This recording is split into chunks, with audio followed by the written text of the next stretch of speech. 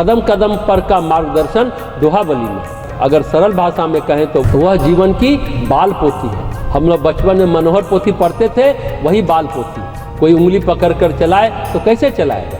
किसी बालक को मेला दिखाने ले जाए तो कहीं खो न जाए तो उंगली पकड़ कर ले चलेंगे।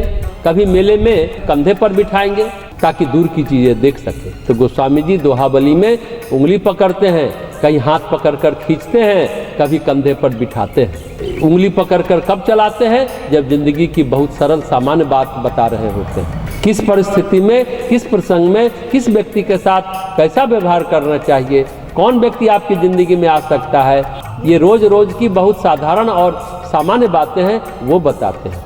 जब आपको हाथ पकड़कर खींचते हैं तो सनमार पर खींचते हैं। वो परिस्थिति तब बनती है, बरबस कहते हैं, अपने मन को हठपूर्वक राम में लगाओ।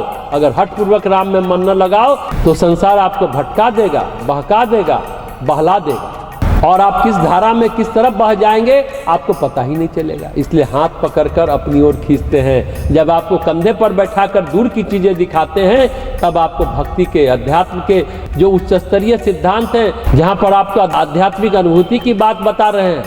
आप हो नहीं उस लायक, आप बालक हो, पर आपको वो लक्ष्य दिखा रहे हैं कि जीवन का लक्ष्य कैसा है। अगर किसी व्यक्ति को बचपन में अध्यात्म के संस्कार डाले जाएं, बचपन में किसी को ध्यान करना सिखाया जाए, जैसे हम बच्चे को बैठना उठना चलना सिखाते हैं, खाना खाना सिखाते हैं, बड़ों को प्रणाम करना सिखाते हैं, उसको मलमूत्र विसर्जन कैसे करना चाहिए वो भी बताते हैं, उसे घर से स्कूल तक ले जाते हैं, रोता रहता है तब भी ले जाते हैं। लेकिन वो जो बचपन की उम्र होती है, जो ग्रहणशीलता होती है, उस समय ही कथा कहानियों के माध्यम से प्रार्थना, ध्यान, योग, प्राणायाम सिखाया जाना चाहिए। सही उम्र ध्यान सीखने का है तो वह है बचपन। बचपन इसलिए है कि मन निर्दोष होता है, चंचल होता है पर निर्दोष होता है। किशोरावस्था का मन, जवानी का मन उतना चंचल नहीं रह जाता पर निर्दोष भी नहीं रह जाता। तो गोस्वामी जी एक बड़े बुजुर्ग की तरह 126 साल का व्यक्ति जो 90 साल वाले के लिए भी बड़ा बुजुर्ग ही होगा, क्योंकि 90 साल वाले से भी वो 36 साल बड़े हैं। तो वो हमारे लिए एक बुजुर्ग आदमी, उनके मन में हमारे लिए करुणा है, उनके मन में भावना है, उनके मन में ये बात है।